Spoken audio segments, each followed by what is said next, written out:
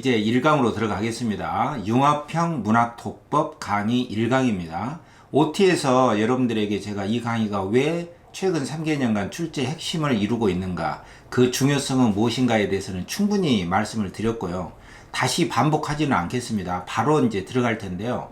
요약하자면 이런 겁니다. 여러분들 문학 공부에서는 최근에 특히 여러분들이 문학 공부를 할 때는 한 작품만 나오지는 않거든요. 어떤 작품 주제를 안다고 해서 문제를 풀 수 있는 게 아니에요. 왜냐면은 그 작품만 딸랑 나오는 게 아니라 그 작품을 다른 낯선 작품하고 연계시키고 또 새로운 작품에다가 적용을 하고 또 복이라는 새로운 조건을 딱 줘가지고 연계시켜서 대응하고 적용하는 문제가 주류를 이루고 있기 때문에요. 평가원에서 이 문학을 출제하시는 전공 선생님들이 좀 장난꾸러기 같거든요. 어떤 작품을 안다고 해서 그냥 딸랑 그렇게 문제를 풀 수 없게끔 만든다 이거죠. 그리고 현대시를 급기야는 고전 수필, 고전 그 독해가 요구되는 작품하고 연계시켜서 막 문제를 내버리고요. 뭐 가사만 나올 수도 있지만 가사는 늘 연시조하고 같이 나온단 말이에요. 그리고 그 다음에 어떤 독법이 독해가 요구되는 옛글, 고전 구격이라는 수필인데 대부분 그런 작품하고 연계시켜서 내버리고요.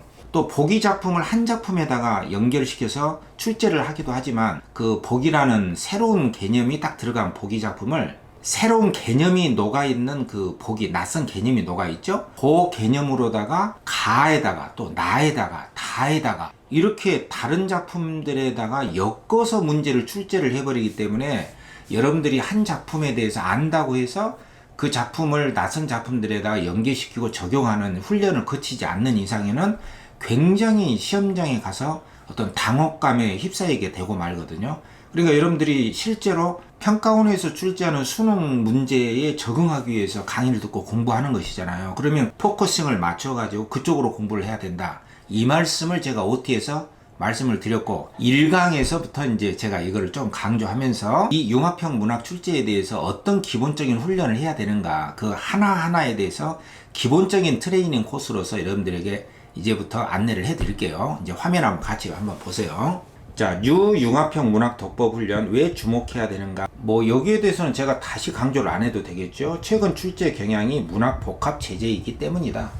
그래서 제가 2022, 2021, 2020학년도에 이 기출 문제들을 철저하게 다시 한번 복습하면서 여러분들에게 각인을 시켜주겠습니다. 어떤 게 융합형 문학 출제고 그것을 해결하기 위한 독법의 기본 훈련이 어떤 것인가를 제가 바로 보여주겠습니다. 오늘은 첫 강의니까 여러분들이 부담을 느끼지 않도록 우리 교재의 첫 페이지에 있는 내용을 같이 하면서 짚어보는 것이죠. 두 번째, 여러분들한테 특히 강조하고 싶은 것은요, 이 고전 수필 제시문을 연습을 열심히 하셔야 됩니다. 현재 우리나라에서 이 고전 독법에 관한 강좌가 하나도 없다는 거라고 제가 깜짝 놀랐어요. 그래서 이 강의 이후에도 제가 고전 구격에 대한, 고전 읽기에 대한 강의를 열어나갈까 합니다. 그래서 특히 고전수필 제시문을 다른 문학작품과 관련해서 융합적으로 새롭게 독해할 것을 요구하고 있기 때문에 이거 이제 몇 번 제가 강조를 했잖아요. 그리고 융합형 문학 독해란 과연 뭐냐, 여기에 대한 개념화를 하자면 한마디로 이거죠. 2개 이상의 문학 갈래를 융합적으로 연결시켜 독해력을 측정한다. 근데 여기서 여러분들이 이 융합적이라는 말을 그냥 혼합했다거나 혼성적으로 마구잡이로 섞어놨다 이렇게 생각을 하시면 안 됩니다. 이게 무슨 뭐 쌀밥, 보리밥 이렇게 뭐 혼합 곡물 그런 게 아니고요. 굉장히 일관성 있고 논리적으로 체계적으로 적용하고 대응할 수 있도록 나름 체계가 있는 융합적인 문제로 구성했다는 뜻이에요. 그러니까 낯선 작품들인데 그것을 엮어놓고 보니까 굉장히 일관되고 논리적인 모순이 없게끔 적용이 가능하도록 상상력 속에 논리가 적용이 될 수 있도록 융합을 시키고 그 속에 충분히 용해를 시켜놨다는 뜻이거든요. 그냥 섞어놓은 게 아닙니다. 그러니까 지금 일반 사설 모의고사에서 볼 수 있듯이 그냥 막 어떤 그 장르들을 마구마구 섞어놓고 그냥 연습을 시키는 그런 문제 차원하고는 수능 기출문제는 좀 다르다. 이 점을 제가 강조하는 것이죠. 네 번째, 최근 문학 복합 출제가 왜 문제가 되는가? 그것은 현재 우리의 공부들이 파편적인 지식 중심으로 되어 있어요. 아까 제가 말씀드렸잖아요. 뭐 주제별로 막 정리한다거나 다이제스트식으로 뭐 요약하는 데서 그친다거나 단순히 줄거리 내용 파악 정리를 중심으로 공부한다는 거, 이런 것들이 단편적이고 파편적인 지식 중심의 문학 공부의 한계로부터 탈피하고 벗어나게 하기 위해서 문학을 전공하신 선생님들이 일부러 이런 융합적인 문학 독법을 갖춘 수험생들만이 문제를 풀 수 있도록 낯선 작품에 새롭게 늘 어떤 그 새로운 문맥 속에서 의미 맥락을 파악할 수 있도록 그렇게 문제를 출제한단 말이에요. 그러니까 문학 작품을 단순히 주제별로 정리한다거나 뭐 단순히 이 구절은 뭘 의미하고 이렇게 암기한다는 것은 문학에서는 사실은 비본질적인 접근이에요. 도식적인 한계에 빠진 것이기 때문에 문학 전공하는 선생님들은 그걸 알고 있는 것이죠. 그걸 못하게 막기 위한 하나의 시험 출제 형태가 융합형 문학 독해다, 이렇게 볼 수가 있는 것이죠. 그러니까 시험 문제는 계속 낯선 관련한 작품, 새로운 대응 적용 문제를 논리적으로 연결하는데 문제 출제에 토대를 두고 있다, 이렇게 보시면 되겠고요. 수능 문학의 본질에도 맞닿아 있습니다. 왜냐하면 문학이라고 하는 것은 일상적이고 관습적인 어떤 도식적이고 편견, 이런 것들로부터 벗어나서 자유롭게 상상하고 그 상상력 속에 논리력을 갖출 수 있도록 만들어주는 게 문학의 어떤 생명력이고 문학의 본질적인 측면이거든요. 그런 문학의 본질적인 측면에 사실 이러한 융합형 문학 독해 문제는 그 본질에 맞습니다. 출제가 틀린 게 아니다, 이런 이야기죠. 그리고 다섯 번째, 아주 오래된 전통적인 문학 출제 방식이었어요. 이게 94년도부터 수능이 출제가 됐잖아요. 근데 94년도부터 사실 이렇게 나왔었어요. 연시조라든가 가사현대시, 고전현대 수필이 막 어우러져 있었고요. 소설이나 시나리오가 엮여져서 나오기도 했었고요. 고소설과 현대소설이 같이 엮여서 나오기도 했습니다. 그래서 이 문학이라고 하는 것을 단순히 지식을 축적하는 과목으로부터 해방을 시켜서 새로운 의미를 해석하게 하고 적용, 응용해서 문맥적인 차원에서 독해를 새롭게 해석을 해 나갈 수 있도록 그렇게 유도하고 안내하게끔 출제를 하거든요. 그러니까 도식적으로 암기하면은 무조건 실패하게끔, 예를 들어서 뭐 어둠 하면은 악마, 나쁜 거, 일제치야, 뭐 바람하면 시련, 이렇게 하지 못하도록 만든 거예요. 왜냐면은 바람이라든가 뭐 어둠의 의미라는 것은 고정되어 있지 않거든요. 새로운 문맥 속에서 의미를 획득해 나가는 것이잖아요. 그래서 새로운 의미 맥락을 새롭게 파악할 수 있도록 그 시험장에서 낯선 지문에 적용하고 응용하고 대응해서 새롭게 파악할 수 있도록 일부러 문제를 이렇게 내는 것이고, 그것의 핵심이 바로 융합형 문학 독해다, 이렇게 여러분들이 이해하시면 되겠습니다.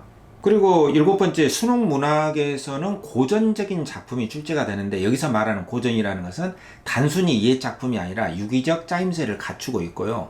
내용과 형식 면에서 아주 우수하고 탁월한 작품들이라는 걸 아셔야 됩니다. 그렇기 때문에 기출문제에 나온 작품들을 다시 한번 들여다보는 것도 공부가 됩니다. 그래서 제가 여기 써놨죠. 기출원고 고전적 작품이다, 이렇게 말할 수 있고요. 특히 여덟 번째는 고전 수필이 필수적으로 포함되는 이유가 뭐냐.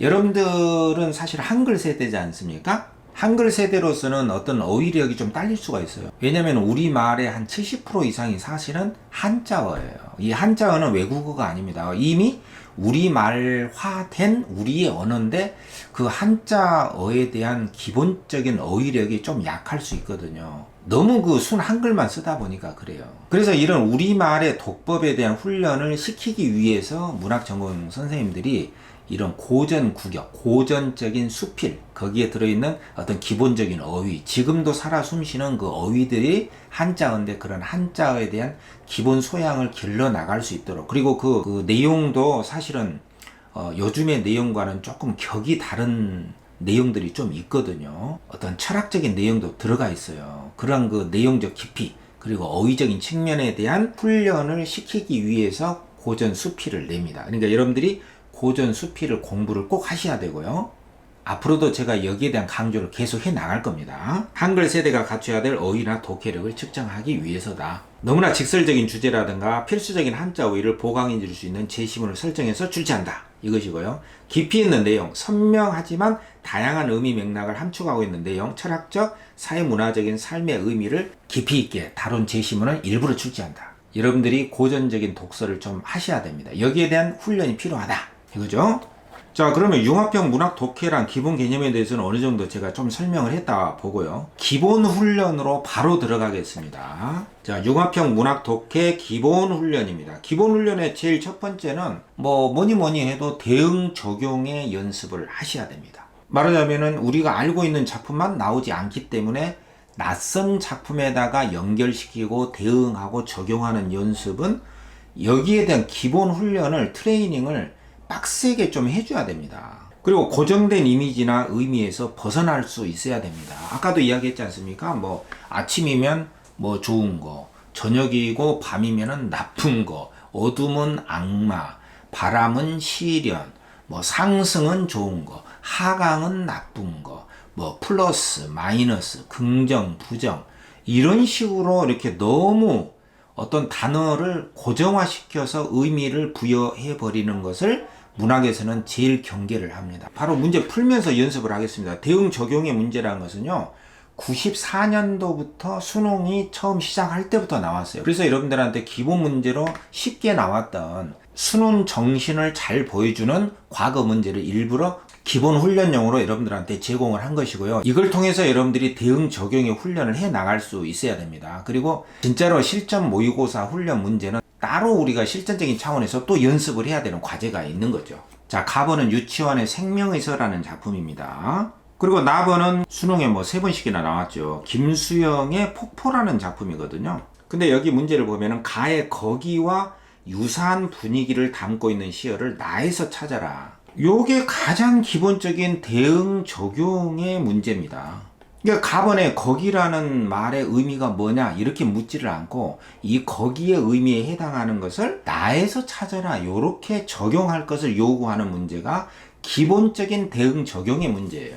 그럼 가번에 거기가 여기 나왔잖아요. 이 거기는 아라비아 사막이거든요. 사실은 여기 바로 앞에 나왔잖아요.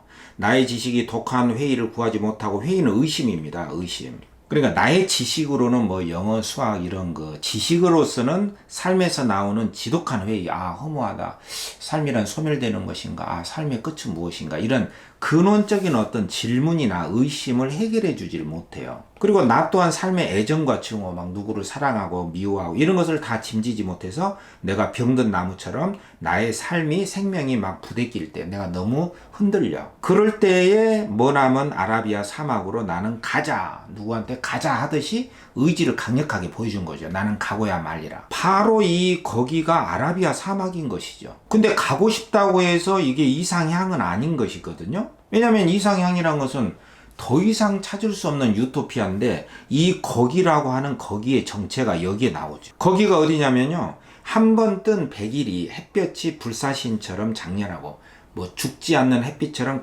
계속 내리쬐이고 일체가 모래 속에 죽어버린 영원한 허무와 정막의 세계예요. 거의 죽음의 세계입니다. 허무가 있고 고독이 있고 정막만이 그득한 곳이 바로 아라비아 사막이거든요. 오직 알라의 신만이 밤마다 고민한 열사의 끝이에요. 죽을 수도 있습니다. 뜨거운 사막의 끝이다 그랬어요. 그곳을 다스리는 신, 알라 신 있잖아요. 뭐 이슬람교의 그 알라의 신이 인간의 고민을 해결하기 위해서 밤마다 고민하는 그 뜨거운 사막의 끝이다. 그러니까 거의 죽음의 세계라고 볼 수가 있는 거예요. 그러니까 이상향이 아닌 것이죠. 그러니까 어떻게 보면 이런 절대 고독의 세계, 허무와 정막의 세계에 내가 일부러 그곳을 가서 나의 진정한 나의 모습을 발견하고, 거기서도 발견하지 못한다면 나는 죽고야 말리라. 이게 바로 유치원의 그 유명한 생명의서라는 작품이거든요. 그 지독한 고독 가운데 옷자락을 나부끼고 홀로 서면 운명처럼 반드시 본질적인 나와 대면하게 될지니, 그리하여 나라고 하는 나의 생명이라고 하는 그 원시의 본연한 자태, 진짜 본질적인 다죠. 진정한 나하고 만나지 못한다면 나는 어느 사구의 모래 언덕에 더 이상 후회 없는 나의 두개골을 째고 말리라. 나는 죽고야 말겠다라고 하는 생명 탐구에 대한 강렬한 의지를 보여준 작품이 바로 유치원의 생명의서라는 작품이거든요. 근데 여기서의 문제라고 하는 것은 이런 주제를 묻는 게 아니었잖아요. 이 거기에 해당하는 것을 나에서 찾아라 이렇게 말했단 말이에요. 그러니까 거기라고 하는 것은 그냥 이상향이라고 생각하면 오해죠. 왜냐면 거기는 여기 이연에 나와 있듯이 여기서 말하는 거기가 무엇인가, 이것이 핵심이에요. 그러니까 아라비아 사막, 아 좋은 곳, 화자가 가고자 하는 곳, 좋은 곳, 이상향, 이렇게 단순하게 선입견, 어떤 편견으로 딱 단순하게 생각을 해버리면 안 된다. 그것을 여기에서는 묻고자 하는 거예요. 이 문학 전공 선생님들이 노리는 것은 바로 그 점입니다. 뭐 요거 몰랐지 용용 죽겠지 일부러 그런 건 아니고요. 있는 그대로 해석을 해라 라고 하는 지시입니다. 이 훈련을 하셔야 됩니다. 그러니까 여기서 이 거기라고 하는 것은 굉장히 죽을 수도 있는 위험하고 무섭고 절대 고독과 죽음의 세계와 같은 것이 나에서는 무엇일까를 찾는 것이에요. 자, 나는 김수영의 폭포거든. 거칠 것 없이 떨어지는 그 폭포를 통해서 인간의 어떤 저항 정신, 무서워하지 않는 우리 내면의 강인한 의지, 그것을 자연물을 통해서 드러낸 것이거든요. 그러니까 1년에 이렇게 시작하죠. 폭포는 고든 절벽을 무서운 기색 없이 떨어진다. 규정할 수 없는 물결이 무엇을 향하여 떨어진다는 의미도 없이 계절과 주야를 가리지 않고 고매한 정신처럼 떨어진다 했으니까 폭포 자체는 고매한 정신이에요. 그러니까 거기를 폭포라고 찍으면 안 되는 것이. 왜냐하면 거기는 무서운 것, 어두운 것, 절대 고독, 죽음의 세계와 같은 것이니까. 금자나도 꽃입니다. 인가도 사람의 집이죠. 그러니까 사람다운 삶도 없고 꽃도 없는, 아름다움도 없고 집도 없는 그 밤이 될 때, 이 어두운 밤이 바로 어떤 억압의 세계고 구속의 세계고 부정적인 세계고 폭력의 세계라고 볼 수가 있죠. 부정적인 것이죠. 굉장히 분위기가 어둡습니다. 이 밤이 될수록 폭포는 고든 소리를 내며 떨어진다. 그러니까 부정적이고 억압적인 것이 있을수록 폭포는 더 고든 소리, 저항의 소리를 내며 떨어진다는 것이, 자기 몸을 던져서 떨어지는 게 폭포거든요. 그리고 이 고든 소리는 진정한 소리고 고든 소리는 또 다른 고든 소리를 불러일으킵니다. 많은 울림을 주죠. 번개와 같이 떨어진 물방울은 취할 순간조차 마음에 주지 않고 나타, 게으름입니다. 안정, 어떤 표면적인 안정을 뒤집어 놓았다는 듯이 높이도 폭도 없이 거대하게 떨어진다. 오, 폭포요. 고미한 정신이요. 근데 여기서 거기에 가장 유사한 분위기를 담고 있는 시를 찾아라. 근데 이 분위기라는 것을 어떤 느낌상으로 찾는 것을 의미하지 않습니다. 이 분위기는 어떤 상황 조건을 말해요. 그러니까 이 상황 조건이라는 것은 굉장히 객관적인 겁니다. 주관적인 분위기로 느끼는 게 아니에요. 문학은 주관적인 게 아닙니다. 주관적인 느낌이나 마음을 썼다 하더라도 그 의미 맥락은 객관적이고 논리적으로 읽어낼 수가 있어야 됩니다. 왜냐하면 언어기 때문에. 언어는 언어를 취한 이상은 그 언어가 사회 구성원들에게 어떠한 논리적 체계를 가진 의미로 다가설 수 있어야 되거든요. 문학의 언어도 거기에서는 예외가 아니다 이겁니다. 주관적인 심리를 썼지만 객관적인 맥락을 형성하면서 물론 다양한 의미를 함축하고 있기 때문에 이렇게 저렇게도 생각을 할 수는 있지만은 범주가 있어요. 분명히 여기서는 이렇게 썼는데 그것을 완전히 다른 의미로 해석을 할 수는 없는 것이죠. 물론 개인적으로 어떤 과거 경험을 통해서 다양하게 해석해 나갈 수 있다는 것은 어떤 그 자신의 몫입니다. 문학의 객관적인 의미하고는 좀 차원이 다른 문제라고 볼 수가 있는 거죠. 그렇기 때문에 이 거기와 가장 유사한 분위기를 담고 있는 시를 나에서 찾는다면 이 거기는 아라비아 사막이고 가고자 했지만 절대 고독의 세계고 아까 이연에 나와 있듯이 굉장히 허무와 적막의 세계입니다. 오직 알라의 신만이 밤마다 고민한 열사의 끝이라고 했으니까 거의 자칫하면 죽을 수도 있는 무섭고 어둡고 죽음의 세계라고 봐야죠. 고러한 의미를 함축하고 있는 것은 고매한 정신의 상징으로서 폭포를 찍으면 안 된다 이겁니다. 소리는 폭포의 소리니까 긍정적인 것이니까 안 되죠. 물결도 폭포입니다. 번개는 그냥 물방울을 비유한 거죠. 번개처럼 떨어지는 것이지 번개 자체가 뭐 부정적이고 억압적이고 죽은 것 같은 어두운 곳은 아니잖아요. 그래서 답은 뭐냐? 바로 거기 아라비아 사막처럼 부정적이고 억압적이고 자칫하면 죽을 수 있는 그러한 의미와 분위기를 내포하고 있는 것이 바로 뭐냐? 밤이다 이렇게 볼 수가 있는 것이죠. 여러분들이 이게 94년도에 나온 수능의 첫 해에 나온 문제였습니다. 그러니까 어때요? 수능은 처음부터 애초에 뭐였다? 수능은 처음부터 이렇게 대응 적용하고